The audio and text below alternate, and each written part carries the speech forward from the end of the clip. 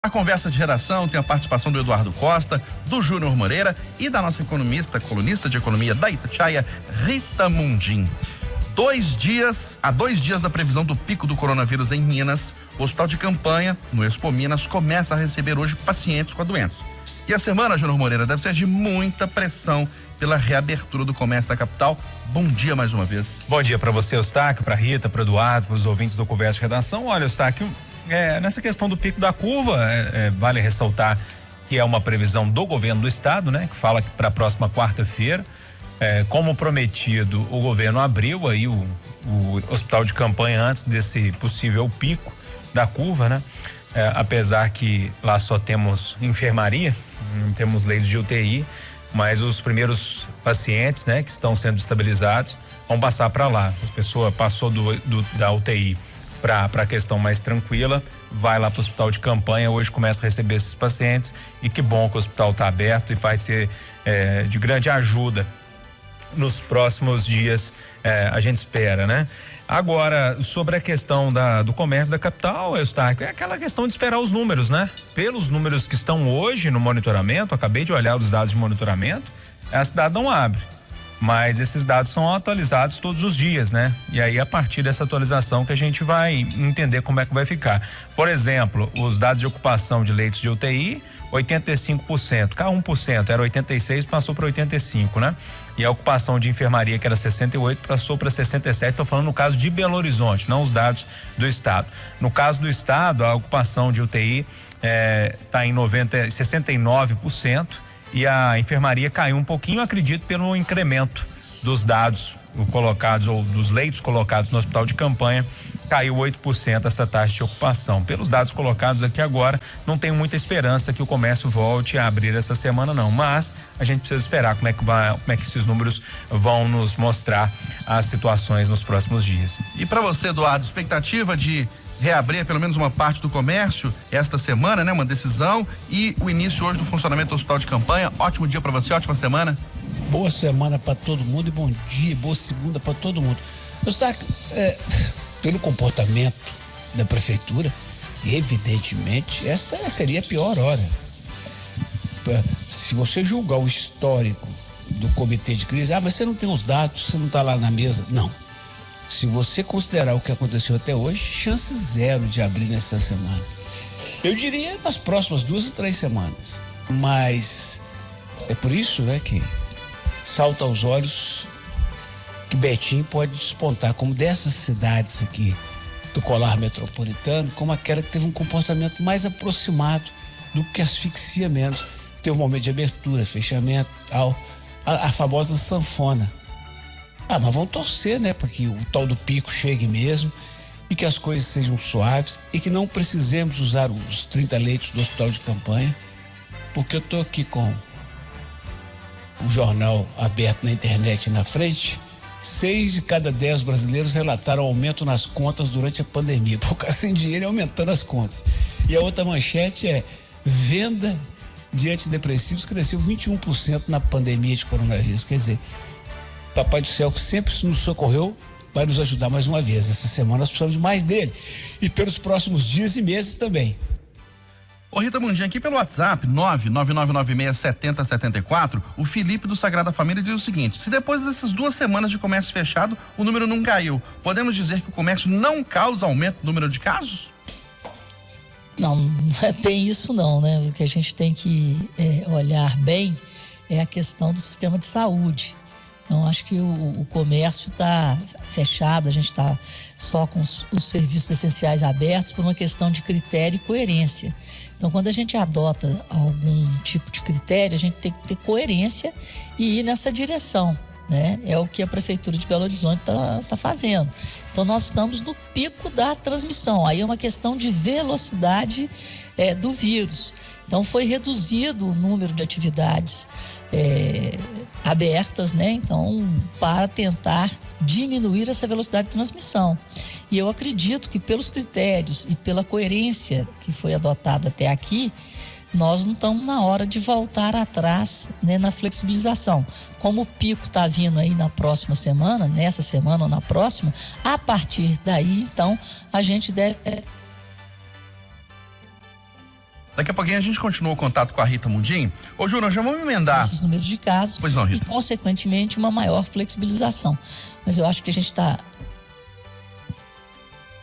Daqui a pouquinho a gente continua com contato com a Rita Mundim. Oi? Oi, Rita. Teve Não, algum porque problema? ficou um pouquinho a sua conexão, você pode... Alô? Rita? Rita, me ouve bem? Daqui a pouquinho, a Rita Mundim fala aqui na Conversa de Redação. Júnior, vamos emendar no próximo tema de uma vez? Redução de ônibus revolta moradores de Belo Horizonte. Aquele decreto que era mais amplo na semana passada, foi revogado, mas continuou uma parte dele que é a redução drástica da circulação de ônibus no domingo. E os passageiros ficaram revoltados, perdidos, desinformados ontem. Ai, Eustáquio, eu já falei tanto dessa história, né? É aquele tipo de decisão que é tomada por pessoas que estão dentro do ar-condicionado, tem motorista particular, que tem carro para ir voltar do trabalho, né? Aquelas decisões tomadas não com o cérebro, né? Mas, enfim, eu já falei muito dessa história, essa questão me indigna muito, porque ontem à tarde, eu durante toda a tarde fiquei aqui na redação, produzindo o Domingo Especial, que vai ao ar todo domingo às 5 da tarde.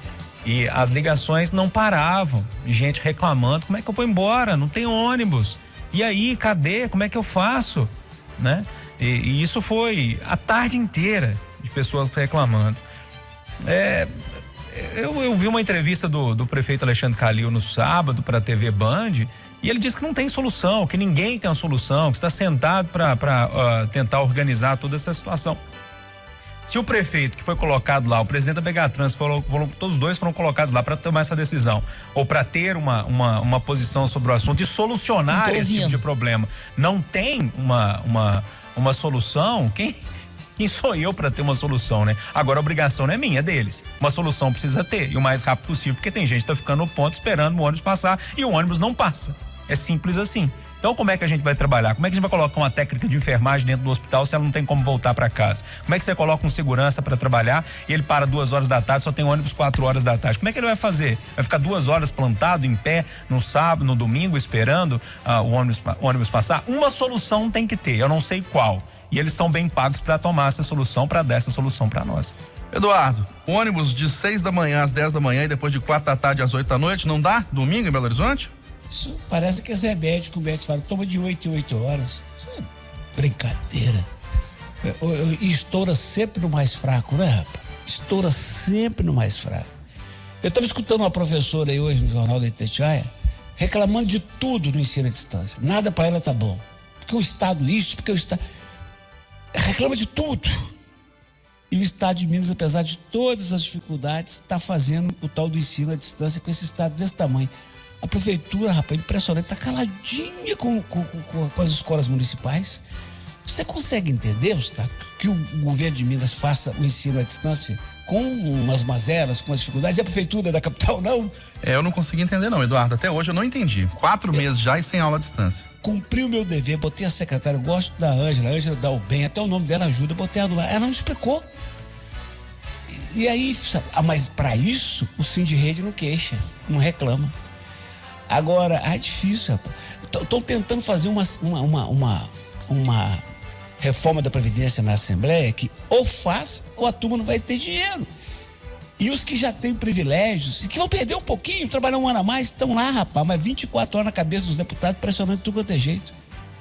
E não sobra tempo para os deputados experimentar tomar um ônibus no domingo, vereador. Eu vou lançar o desafio aqui. Qual o vereador de Belo Horizonte que tentar tomar o ônibus 7 da manhã, 9 da manhã, meio-dia, 4 da tarde, 8 da noite e 1 da madrugada e fizer isso e anotar, depois vem que vai ganhar uma entrevista no Chamada Geral. Eustáquio, como é difícil.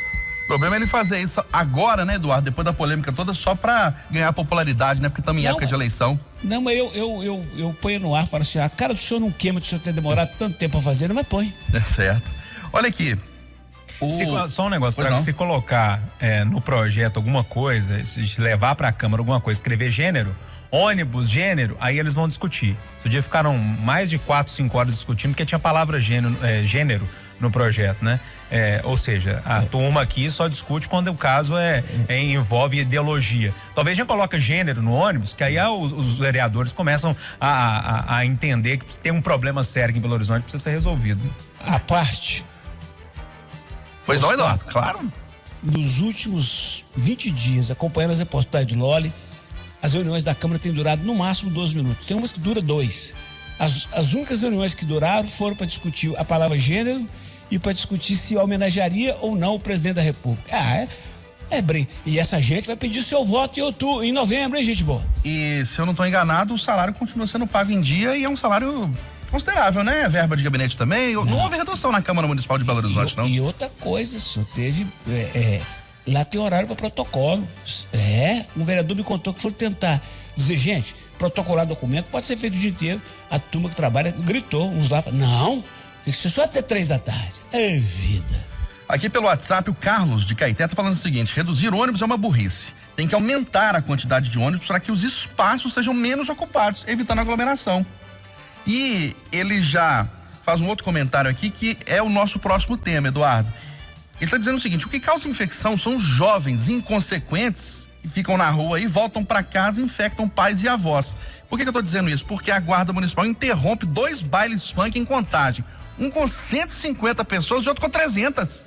Deixa eu falar uma coisa. É o ouvinte que mandou isso aí? É o Carlos de Caeté pelo WhatsApp. Ô Carlos, deixa eu te dizer uma coisa.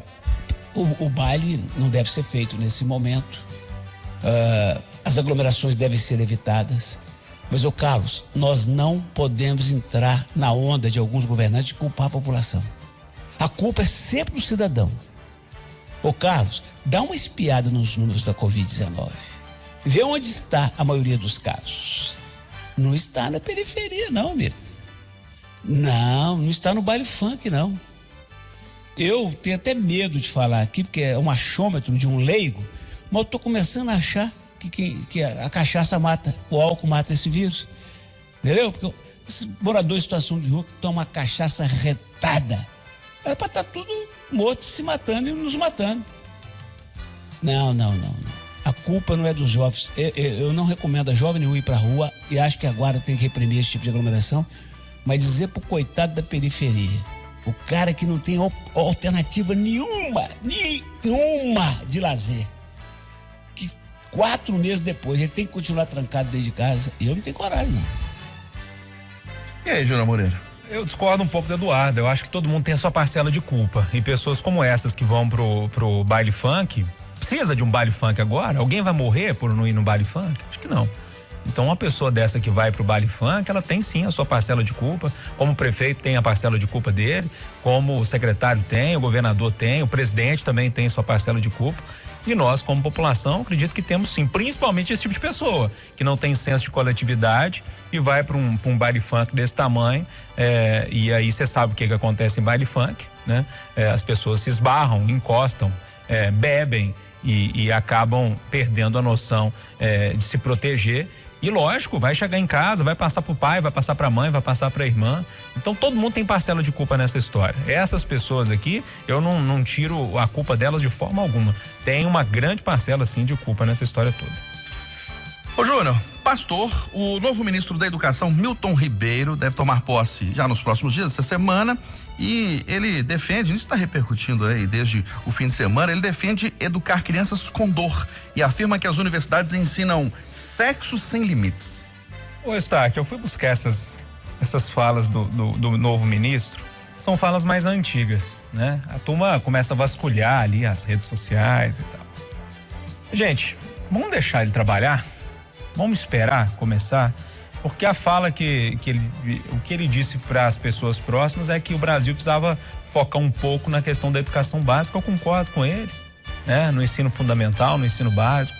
Então vamos esperar ele começar a trabalhar, ver as ações que ele vai tomar, qual o caminho seguir, pra gente começar a criticar, porque senão todo mundo tem uma crítica, a gente tem uma crítica para fazer, você tem uma crítica a fazer a mim, eu tenho a você, o Eduardo tem a mim, eu tenho a ele, enfim, o ouvinte um gosta de mim, uma hora não gosta porque eu dei uma opinião que ele não concorda e tal, isso tudo é válido, gente. Agora, o cara foi escolhido, ele tem um currículo interessante, parece que dessa vez não é mentira não, né? Foi bem observado o currículo dele, é um cara que é especialista na área de educação. Vamos deixar o ministro trabalhar? E aí a gente vê quais são as primeiras ações, e são desafios gigantescos. A gente tem Fundeb, que está sendo discutido e o tempo está vencendo. A gente tem o Enem que precisa ser organizado. A gente tem o ensino à distância, né? que é bem complicado, acho que a gente vai falar disso ainda.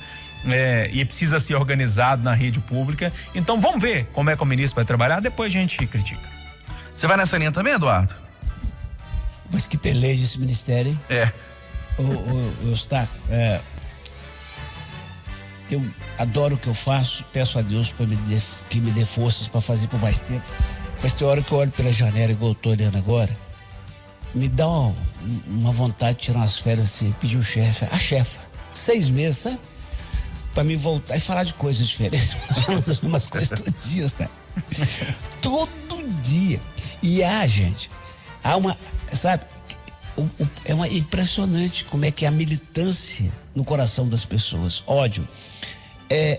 Você não pode falar nada para um lado que você tá do outro. Você não pode falar nada do outro que você tá desse. Ontem, no nosso programa especial de domingo, eu estava conversando com o Felipe Nunes e dizendo exatamente isso. Quer dizer, eu sou um repórter que já falou no ar que o Bolsonaro é um caso de psiquiatria. Eu acho que isso resume o que eu acho dele. Agora, por outro lado, há uma má vontade contra o Bolsonaro nesse país, que é um negócio tão espantoso, tem uma corrente torcendo tão contra. Aí o cara vai escrever no meu e-mail agora, ou no meu Instagram. Mas como é que fica a favor dele se ele é isso, aquilo, aquilo outro? Eu sei que ele é isso tudo, mas torce pro cara. O Eustáquio é uma médica, o nome dela é asiático, lá dos Albert Einstein. A médica defende o uso da cloroquina. Pegaram uma frase da médica no contexto de comparação de dor de corona, de incerteza com o sofrimento dos judeus, afastaram a mulher e estão bombardeando a mulher, Eustáquio. Eu vi essa fala dela, não achei que foi nesse tom que falaram não, viu, Eduardo? Não, mas qualquer coisa é motivo de briga e bronca. O Júnior acaba de dizer, se você pegar as minhas falas aqui de improviso de 30 dias para cá, os dois lados, a esquerda radical e a direita radical vão achar 100 motivos para botar vídeo na internet me detonando. A gente não sabe nada do moço, o moço acaba de chegar, deixa eu tabar o Chiquinho lá. Pelo amor de Deus, eu não sei se o amigo sabe, eu faço parte de uma relação criada uns 15 anos atrás, numa parceria da ANDI, que é a Agência Nacional de Direitos da Infância, com a Unicef, e eles escolheram algumas dezenas de jornalistas brasileiros e deram o título de jornalista amigo da criança. E eu, com muita honra, até hoje não sei quem me indicou, mas fui lá, recebi a homenagem, muito feliz. Sou um dos 4 de Minas Gerais que à época tinha esse diploma, não sei se tem mais gente. Enfim, só que se alguém tiver má vontade comigo, pega a minha fala aqui no rádio, leva lá e me caça o título na hora, porque eu sou a favor da palmada. Entendeu? Eu fui criado com palmada e eu sou a favor da palmada. Eu também. Então, aí amanhã ou depois alguém me indica para ser membro do Conselho Municipal de Educação, o cara vai assim, esse jornalista, isso é um torturador, isso é a favor da palmada. Negócio da cloroquina, o Felipe divulgou ontem. Pesquisa, gente, pesquisa, isso não é achômetro, não. Fica todo mundo aborrecendo porque o presidente defende a cloroquina. Pesquisa entre os que usariam e os que topariam usar por conta própria e os que usariam se o médico indicasse e os que não usariam de jeito nenhum, tem mais de 70% dos brasileiros que dizem que se precisar usa. E todo mundo acha que o presidente é um insano de ficar falando isso. Ele não coopera, né? Ele abre a boca todo dia para falar uma M, mas é muita má vontade. E esse Ministério da Educação, vamos deixar o cara sentar lá e trabalhar um Chiquinho. É igual essa secretária de Estado de Educação aqui. A mulher assume um cargo com 280, 300 mil servidores, pagando atrasado, sem 13º, tudo errado. E ela está tentando. Toda hora aparece um para jogar pedra. É uma coisa impressionante, senhor Eustáquio. Eu vou parar, porque senão esse discurso vai até 1h. Eu tenho que emendar com você, porque o nosso próximo tema é justamente educação. Alunos e professores voltam a encontrar erros no material de aulas remotas em Minas. Agora o Júnior vai falar mais, porque eu vou falar só uma, assim, chatice. E você, Júnior? Não, eu acho que não é chatice, não. Eles são pagos lá, a secretária também, para produzir um material que a gente entenda de mínima qualidade, né? Os erros que começaram a aparecer, aparentemente não teve nenhuma revisão mínima, alguns erros de história gravíssimos, enfim. A gente tem que cobrar sim, eles estão lá para fazer a coisa direito. Se eu não trabalhar direito aqui, eu serei cobrado, da mesma forma que a gente tem que cobrar. Mas tem dificuldade, é muito difícil. Todo mundo tem dificuldade, todo trabalho tem dificuldade, a Secretaria de Estado tem dificuldade, o governador tem dificuldade, Júnior Moreira tem dificuldade, Eduardo Costa tem, todo mundo tem dificuldade. Agora, é o nosso dinheiro que está sendo usado lá e nós estamos aqui para fiscalizar. Eu acho que a gente tem que colocar alguns pontos sim, e tem alguns erros meio complexos que precisam ser olhados e é o nosso papel criticar. Os professores estão trabalhando com material também, criticar. Agora, eu sei, existem dificuldades, mas eu acho que a crítica é válida sim. Diga, Ô, Júlio, nós estamos no meio da pandemia, Júlio. Isso é emergência, Júlio. Ô, Júlio, deixa eu falar uma coisa pra você. Se você for escolher os 3 defeitos que eu tenho, que você sabe que você custa aguentar, e não vir minhas 7 virtudes, você fica meu inimigo, você gosta tanto de eu e você. Vamos dar moral. Errou na datilografia. Tem dó. Não, mas assim, eu elogiei aqui outro dia e elogiei inclusive os professores, estão com desenvoltura muito legal, dando aula na Rede Minas. Eu acho que quando tem gente tem um elogio para ser feito, precisa ser feito, é legal. Agora, quando tem um erro também, é importante a gente apontar e falar dele, não vejo problema nenhum nisso não. Mas eu sempre olho mais as suas virtudes, viu, seu Eduardo Costa? O Eduardo é um mestre para todos nós. Lógico. Ei, hã? Como é que é? O Júnior falou que olha mais, com certeza, sempre mais as suas virtudes, Eduardo, que os seus defeitos. E eu disse que você é um mestre para todos nós. Vou falar uma coisa para vocês dois aqui. Fala. Quem levanta pensando assim, eu vou olhar pro Eustáquio direitinho que eu vou achar defeito, mas acha muito. Fala a verdade, Eustáquio. Nossa Senhora. Hein? Nossa Senhora. Primeiro que eu sou feio pra danar, né? Falar assim, ó, o homem feio. Você já imaginou, Eustáquio? Você já imaginou o que é? Tem umas pessoas que não têm juízo, não. Ô, Eustáquio, você tem juízo para ser secretário de Estado de Educação? Não tem qualificação pra isso, não, hein? Eu também não. Eu tô falando de qualificação, eu tô falando de coragem. Não tem, não? O que é isso? Um abraço e até amanhã, tá? O bom é que as pessoas não são obrigadas a assumir os cargos, né? Elas assumem e recebem por aqui. É o ranzinza mesmo. Eu desisti. Mas é verdade, ué. Ninguém é obrigado. Isso que ele passou o fim de semana em passatempo, hein? Tem uns cargos aí que é complicado. Secretário de Saúde de Belo Horizonte, por exemplo. Não pegaria nunca. Nossa Senhora, hein? Pegaria nunca. Mas também ninguém obrigou eles a entrarem lá. Secretário de Segurança Pública do Rio de Janeiro. Hein? Tá não, hein? Prefeito de Belo Horizonte, que essa situação aí você queria ser? Nem. E tem um tanto de gente falando assim, e conversa de redação, falando essa bobajada e tomando porrada. Também ninguém quer, não. Pois é. Não, o que tem de xingamento da gente aqui não é brincadeira, não. Eu que não posso falar porque xingo palavrão e tal. Aqui, mas todo mundo tem liberdade de criticar a gente aqui, fique à vontade, viu? Ô, gente, vambora. 8h59 em Belo Horizonte, final da conversa de redação, final do Jornal da Itatiaia, primeira edição desta segunda-feira. Apresentação, Aline Neves e Eustáquio Ramos. Vem aí o Acirantão. Ótimo dia, ótima semana a todos.